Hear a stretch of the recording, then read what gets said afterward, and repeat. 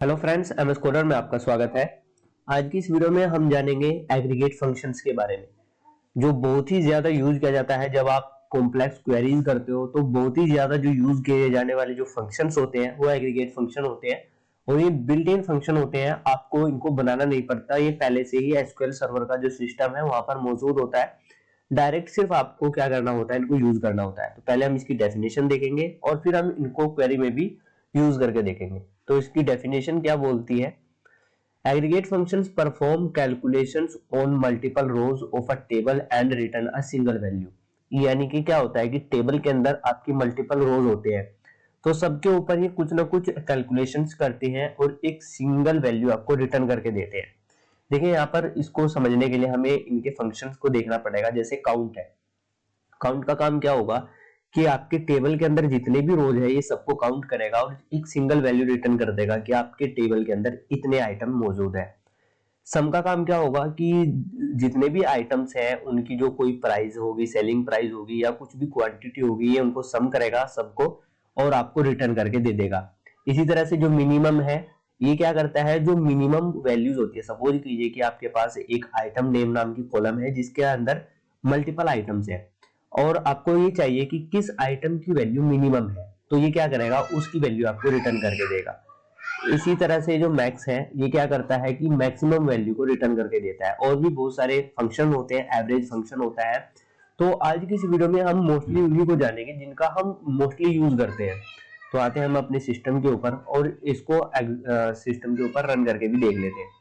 तो यहाँ पर एक टेबल बनाया हुआ है मैंने। पहले इस टेबल के अंदर का डेटा हम देखते हैं कि इस टेबल के अंदर क्या क्या डेटा है। इसके ऊपर हम एग्रीगेट फंक्शंस को यूज करेंगे।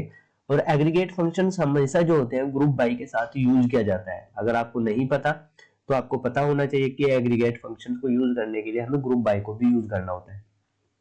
तो यहाँ पर आप देख सकते हो कि तीन कॉलम है, आईडी, आइटम नेम और आइटम प्राइस। आइटम नेम में कुछ आइटम्स हैं और उनकी आइटम प्राइस है। तो इसके ऊपर हम क्या करेंगे, ग्रुप बाय लगाएंगे। तो मैं क्या करता हूं, इसको थोड़ी देर के लिए यहां से हम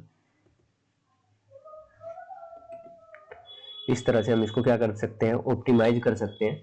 अब यहाँ पर हमें ग्रुप बाय लगाना है। तो देखिए ग्रुप बाय लगाने के लिए सबसे पहले हमें select as it is use करना होगा। फिर मैं बताता हूं आइटम नेम, आइटम नेम की हमें आइटम नेम चाहिए। और क्या करते हैं, पहले हम आइटम नेम फ्रॉम, ये इस टेबल को यहां से कॉपी करते हैं और इसको मैं यहां से यहां पर पेस्ट कर देता हूं और इसको हम एग्जीक्यूट कर देते हैं। तो यहाँ पर देखें कि ये आइटम नेम क्या कर रहा है, ये जो क्वेरी है ये आइटम नेम की सारी वैल्यू उठा के दे रहा है। अब हमें क्या करना है, मैं यहाँ पर काउंट जो फंक्शन होता है एग्रीगेट का उसको यूज करने वाला हूं। तो यहाँ पर कोमा लगा के आपको डायरेक्ट काउंट ऐसे यूज करना होता है और इसके राउंड ब्रैकेट के अंदर आपको पास करना होता है एस्ट्रिक्स, या आप कोई जो कॉन्स्टेंट वैल्यूज होती है 1 2 भी यूज कर सकते हो। और मैं यहाँ पर एलियास लगा देता हूँ एज टोटल वैल्यू। और यहां पर फिर आपको क्या करना होगा, ये जो आपने आइटम नेम यूज किया है, अगर आप एग्रीगेट फंक्शन यूज कर रहे हो तो आपको ग्रुप बाय के साथ इसको जरूर यूज करना है। अगर मैं इसको ऐसे ही यहां पर एग्जीक्यूट कर देता हूं तो ये देखिए आपको यहाँ पर एरर देखने को मिलेगा। और एरर क्या बोल रहा है यहाँ पर देख सकते हो, it is not contain in either an aggregate function और द ग्रुप बाय क्लाउज, कि यहाँ पर आपने ग्रुप बाय क्लाउज को यूज नहीं किया है।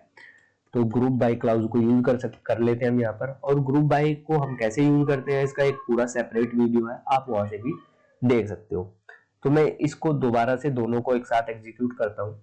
तो अब आप यहाँ पर देखिएगा कि जो पहले वाली क्वेरी है ये पूरा टेबल का डेटा फेच करके दे रही है। सेकंड वाली क्वेरी में देखिए क्या गेम चल रहा है कि यहाँ पर एप्पल फोन जो है 2 बार आया, तो इसने दोनों को काउंट करके यहाँ पर वैल्यू, टोटल वैल्यू के अंदर, सॉरी यहाँ पर हमने इसकी स्पेलिंग थोड़ी सी गलत कर दिया, तो इसको करेक्ट कर लेते हैं, दोबारा से इसको हम एग्जीक्यूट करते हैं।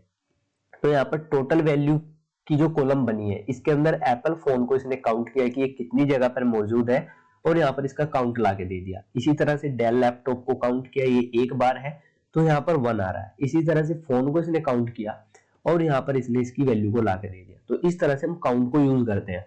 अब हम यहाँ पर जो एक और बहुत ही ज्यादा यूज किया जाने वाला फंक्शन होता है सम फंक्शन। सम फंक्शन का काम क्या होता है कि आप सम फंक्शन को यूज करते हो। इसी को कॉपी कर लेता हूं मैं यहाँ से, और कॉपी करने के बाद मैं क्या करता हूं, इसको यहाँ पर पेस्ट कर देता हूं। अब यहाँ पर देखिए सम फंक्शन को यूज करने का तरीका क्या होता है कि यहाँ पर आपको इसके राउंड ब्रैकेट के अंदर एक कॉलम का नाम देना होता है जिसकी वैल्यू को आप सम करना चाहते हो। तो यहाँ पर आइटम प्राइस को हम यूज कर लेते हैं, आइटम प्राइस, और यहाँ पर हम दे देते हैं टोटल प्राइस। अब मैं इन तीनों को एक साथ एग्जीक्यूट करता हूं। तो यहाँ पर देख सकते हो आप, मैं इसको थोड़ा सा ऊपर की तरफ स्क्रॉल कर देता हूं।